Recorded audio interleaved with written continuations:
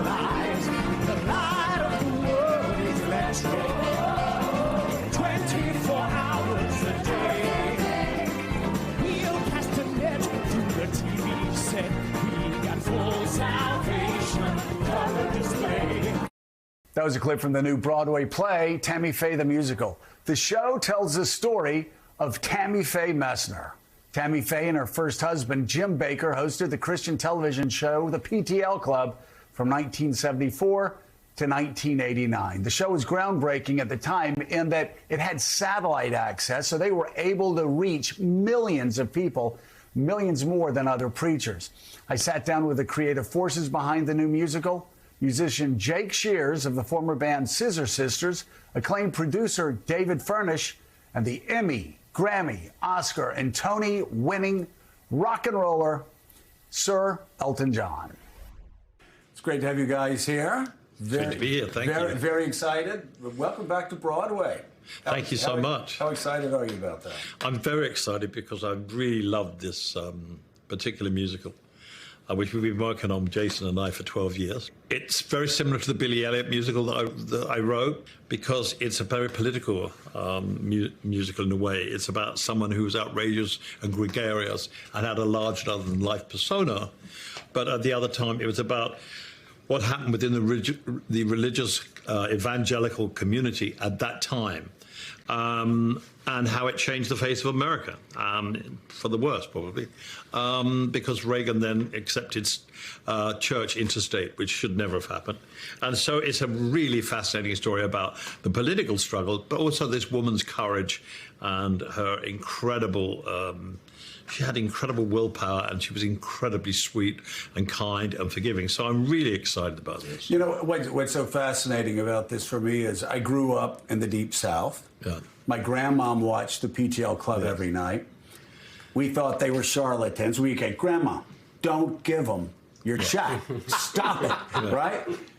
Looking at what you guys have done here and going back and looking at the 85 interview where she interviews a man with AIDS on her show, it's hard for people to understand today how trailblazing that was. In that community, that was, I'd say it was 40 years ahead of its time, but they're still not doing it. Thank God. You know, thank God for a mom and dad who will stand with a young person. And, you know, I think it's very important because no matter what happens to a young person in their life, they're still your boy, they're still your girl, no matter what happens in their life. And I think it's so important that we as mom and dads love through anything. I know you were sick, and that's the only reason we didn't have you come and sit in the studio next to us today, because you have your chemotherapy treatments, and you needed to get home quickly so you wouldn't miss them. But I want to tell you, there's a lot of Christians here who love you and who wouldn't be afraid to put their arm around you and tell you that we love you and that we care. They weren't even doing it on secular television then. And in the White House, no one was even mentioning the word AIDS. Right. Everybody was in complete denial. So for someone in the midst of that deeply Christian evangelical community to embrace the true spirit of Christianity and put their arms around someone who's living with AIDS was groundbreaking.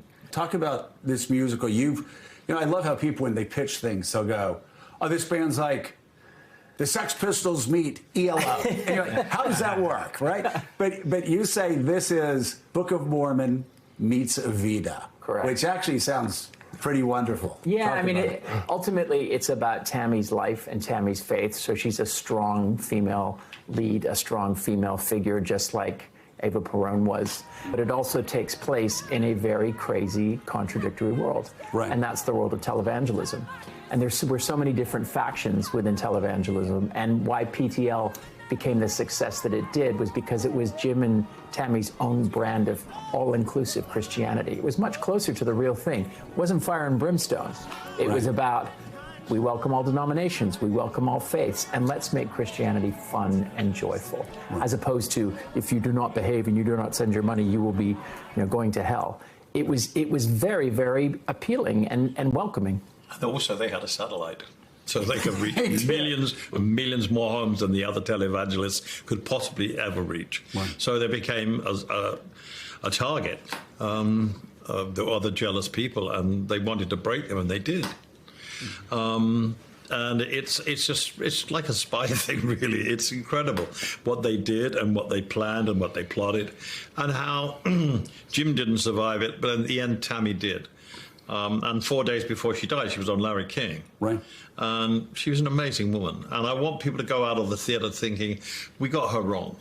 Mm-hmm. We got her wrong. I want them to feel joyous about her life. And you always want people to be uplifted when they see something on stage, whether it's a drama or a musical or whatever.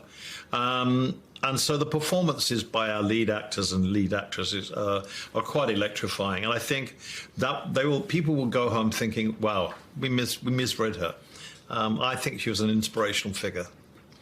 Well, and you also grew up in a family where your mom was my mom was Southern Baptist. Right. Yeah, and from a small child, I was really, right. I think I was a pretty precocious child, and I was aware of Tammy Faye, and the scandal blew up probably when I was about 8 years old, and I was really plugged into it and fascinated by this woman. I think even recently I found just drawings that I was doing of her when I was, a kid. Yeah, I was fascinated by the whole thing. And all the characters that populated this world. So it's just so exciting to me. I mean, if you would have told me when I was 12 that I would be writing a musical with Elton and David about Tammy Faye Baker, I don't know. It's still I have to pinch myself. So there has to be a special resonance to this as well, because I read about when you came out to your parents at 15. Yeah. And the person who suggested you did that said, well, that's the worst advice I ever gave in my life. It didn't necessarily go well, right? Not at first. But the resonance, though, for Tammy Faye Baker in her 85 interview, saying to this man who is coming out, it's great that your parents are accepting you. That's what being a Christian's about. Again, that's pretty radical, pretty revolutionary. It is. And my mom is somebody who I've always felt like is a true Christian, and I've always sort of linked my mother to Tammy Faye. So a special thing for me about this musical is that, like, in certain ways, I feel like it's about Frida, who you guys know, but I feel a deep connection with her. I feel a deep connection with her son, Jay Baker. Mm-hmm. Who's been around and who I love. He's such an amazing man. And he's been through so much. And to see Tammy, sometimes he'll text me a picture of his mom 6 months before she passed away, sitting in an Applebee's, enjoying an ice cream sundae. And it's just like seeing her through the filter of his eyes, to me has been very moving. You talked about politics of the 1980s. Let's talk about the politics of today. This really is relevant to what's happening in our life today, is it not? Yeah. Can you explain how, again, it's uplifting, but at the same time, it shines a light on, unfortunately, some trends, not just politically, but also in churches? Well, this is a story about coming together, loving each other. It's the opposite of the hatred that's been spilled for several years now by several politicians. Negativity we're surrounded by negativity. This is all about coming together, forgiveness and love. And I believe, honestly, that there's more of that in the world than there is from the other stuff. We always hear about the negative, horrible stuff because it causes headlines. But the dark horses, the sleepers, are the people that actually are really good. And I believe there's more good than evil. And there's a lot of evil around at the moment. It's the fact that it is coming out sort of election week. The lens that it's seen through is going to sort of go one way or the other. And this show, the ideas in it, it really is about those seeds that were sown in the 80s and the moral majority and Jerry Falwell.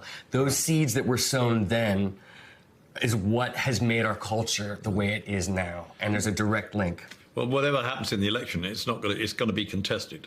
So there's going to be great controversy from weeks and weeks and weeks. It's going to go on. I don't think that this election will say, "Oh, they won," and that's going to be it. I think it's going to be a crazy time, as again it was on the last time. Right. So we're at the zeitgeist with this musical. So I encourage people to come and see a great story about how America was changed for the worst by Reagan's stupid decision to put church and state together.